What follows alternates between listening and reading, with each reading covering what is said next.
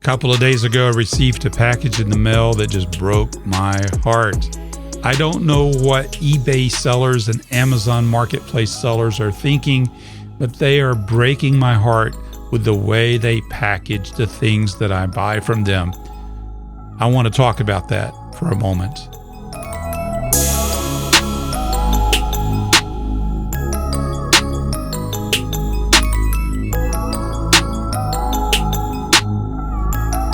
But before I do, I just want to check in with everyone. I hope you are all doing okay. I know one thing about myself is my hair is longer than it's ever been.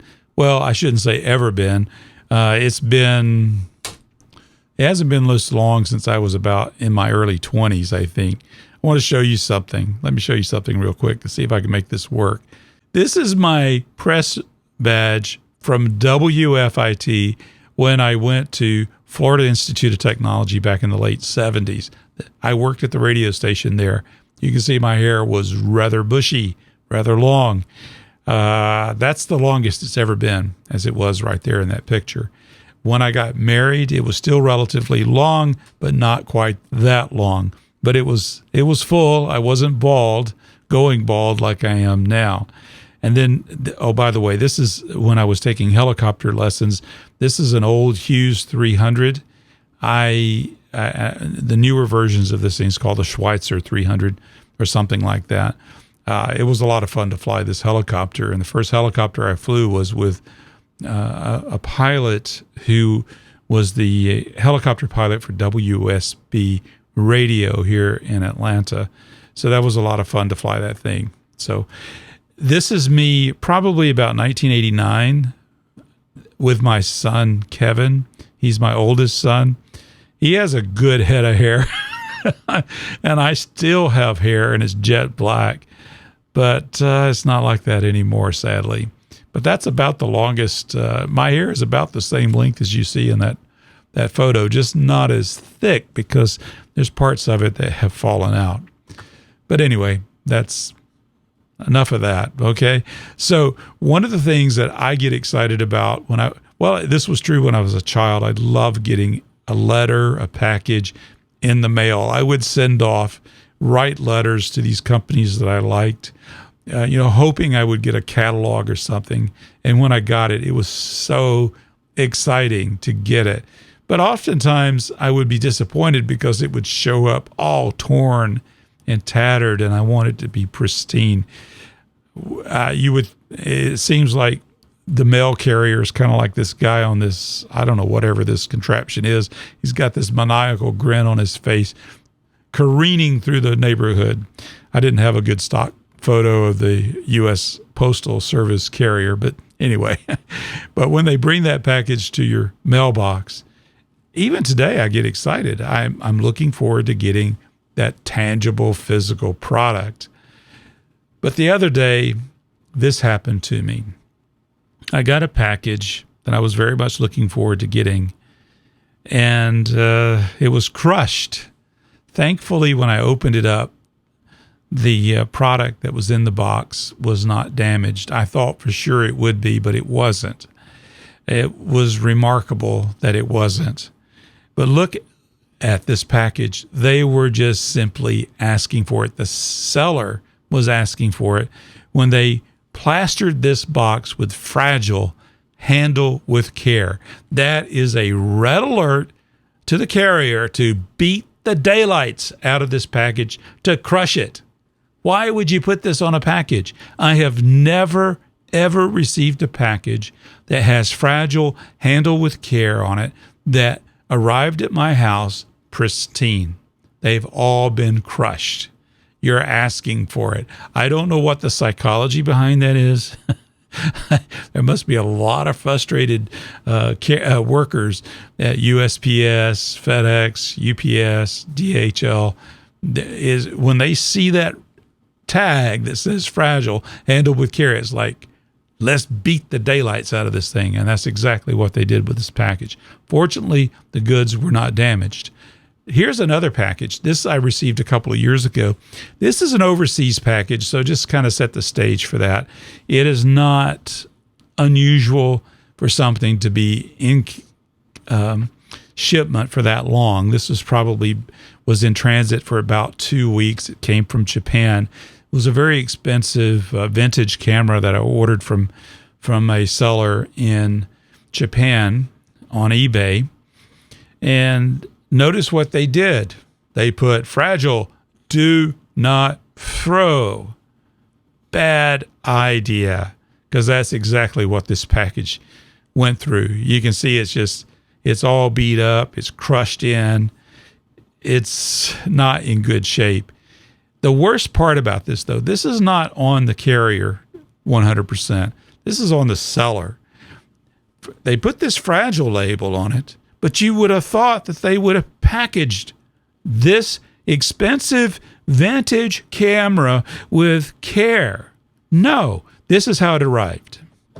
When I opened it up, it's this. Look at that. Look at that. It's got a little bit of packing material around it. That's great. But where's the rest? This thing bounced around in the box because it had no additional packaging. This is insane. I dinged this seller on eBay. I gave them negative feedback. They didn't do anything about it. Now, not too long ago, I bought this marvelous book. This is an art book. It's extremely rare. It's hard to find. And just out of the blue, this thing, I had it in my searches. I have a bunch of searches set up with alerts, and they let me know when these things show up.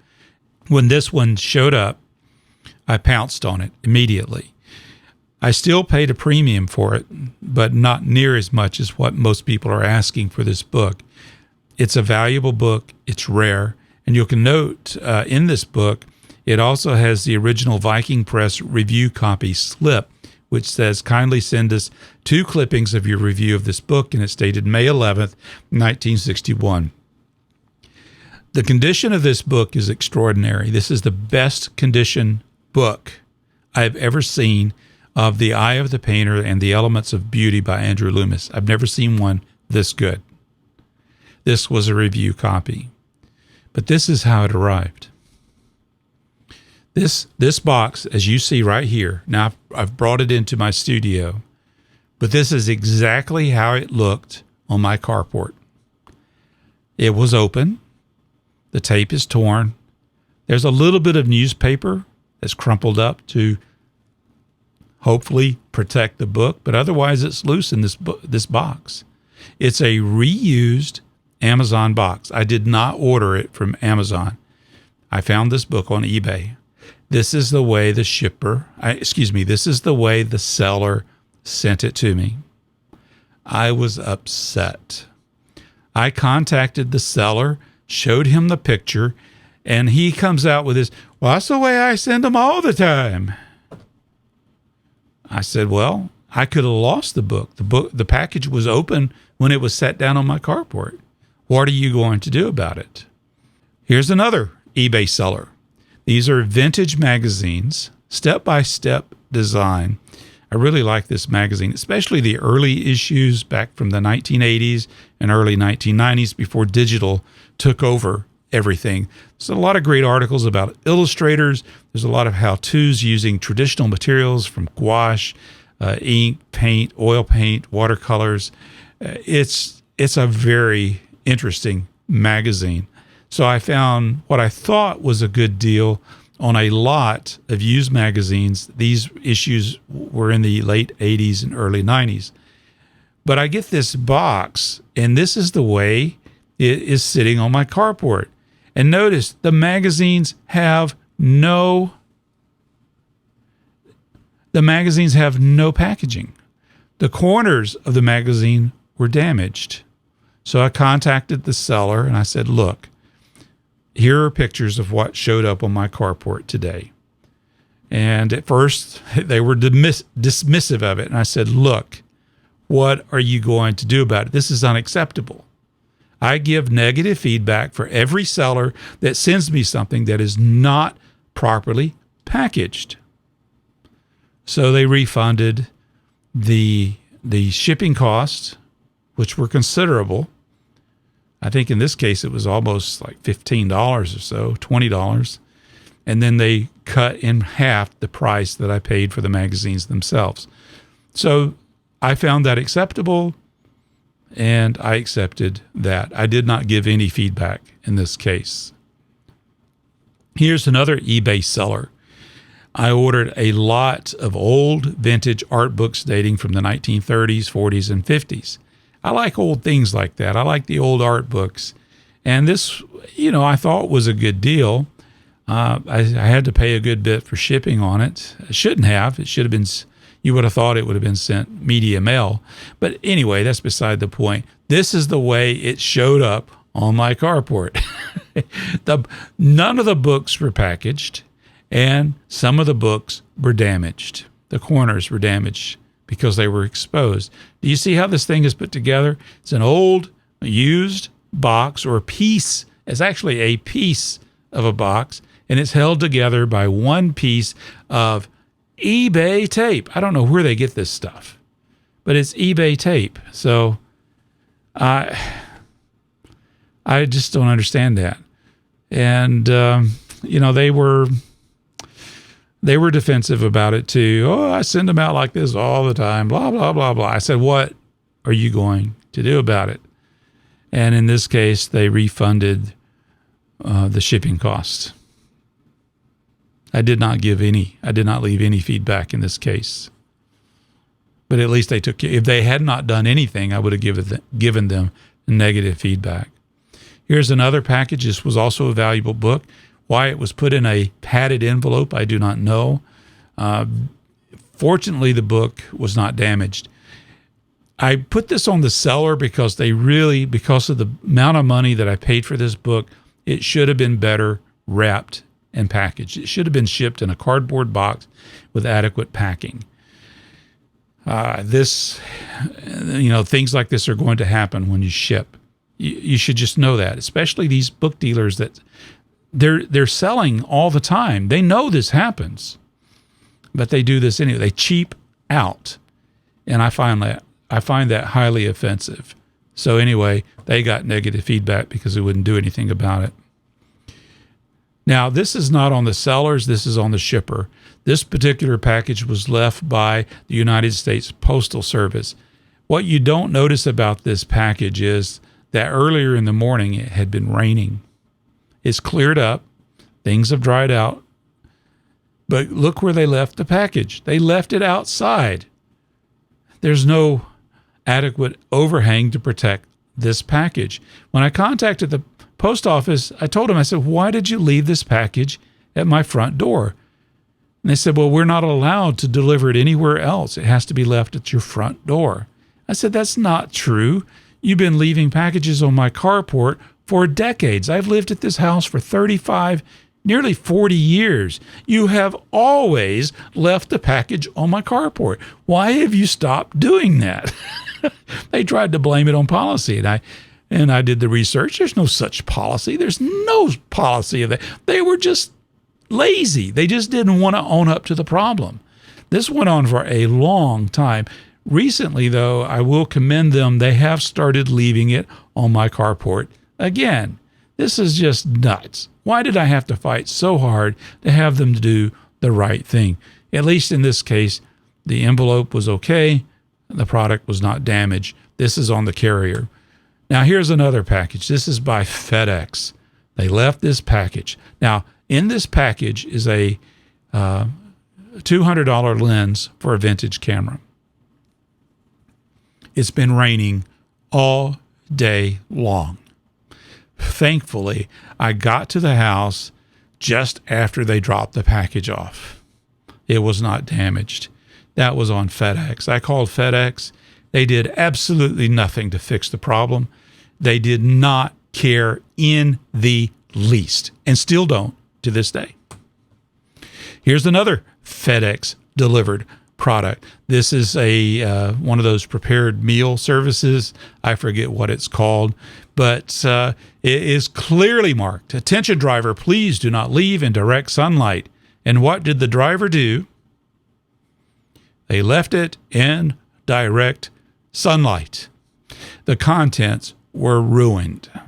This was on a hot summer day in Georgia. So again, I called FedEx. They just absolutely did not care. They did not care. They did nothing to make this right. Fortunately, the company that sold this product did make it right. They sent another one, but it shouldn't have had to have been them. It is clearly marked, attention, FedEx drivers, perishable items. Again, it's like putting fragile on the box. You are just asking for it because it seems like the drivers for FedEx, the workers at FedEx, UPS, and USPS are just out to get people. They must be angry people. I can't figure it out. I know not all of them are that way. I know some. Some of them are my friends, and they're very nice people. But it just seems like so many of them just absolutely do not care that you've paid for this service. Now, here's something that's on Amazon. Amazon of late have started shipping products with no packing material whatsoever. Here is a very heavy bottle of pH-neutral PVA glue, which I use to attach linen to hardboard and gator board. And fortunately, it arrived intact, but it was in this box exactly how you see it. There is no packing material. It was rolling around in here. It's a wonder that the bottle was not damaged. But that's on Amazon. You know, when you talk to eBay sellers, you talk to Amazon sellers, when you talk to the shippers, such as the carriers like the United States Postal Service, FedEx, UPS, sadly, in every single case, it seems like no one's listening. No matter how big your radar ears are, there's no one there. They just simply don't care. But now you as a seller, you can at least minimize the damage. So how do you minimize the damage? Package it well. That's all I ask. I will leave negative feedback for anything I get and it's not taken care of if it's damaged in shipping. It's usually on the seller. It's true that the carriers are reprehensible in the way they handle the packages, but you can mitigate the damage. And so, but here's kind of like this one-eyed bandit here from the Booth Museum. I can just imagine him saying, I will give negative feedback. I will. Just don't do it. Fight back. I will give negative feedback if you ship this poorly. I've just been appalled at how much things have been shipped poorly over the last couple of years. It's reprehensible how the carriers handle it, but at least you can mitigate that. But the sellers, they have no excuse. Package properly. It doesn't cost you that much more. You can pass the cost. I don't mind. You know, if I pay a premium for shipping, I understand that it costs for the bubble wrap and the box and the tape and the postage and all of that. You know, when somebody orders something from my personal store, you know, I try to do my level best to package the material correctly. And if something happens, I'll replace it. I'm not going to give anybody any grief over that. I do understand that sometimes things totally beyond anybody's control happens. But anyway, I had to get that off my chest. Hopefully it'll protect you. Have you ever had anything like this happen? What do you do about it? How do you address bad packaging by sellers? And how do you handle carriers who really go out of their way to damage your goods as it's on its way to its home? Oh, well, that's enough complaining for one day. It's good to talk to everyone. I'll see you in the next episode.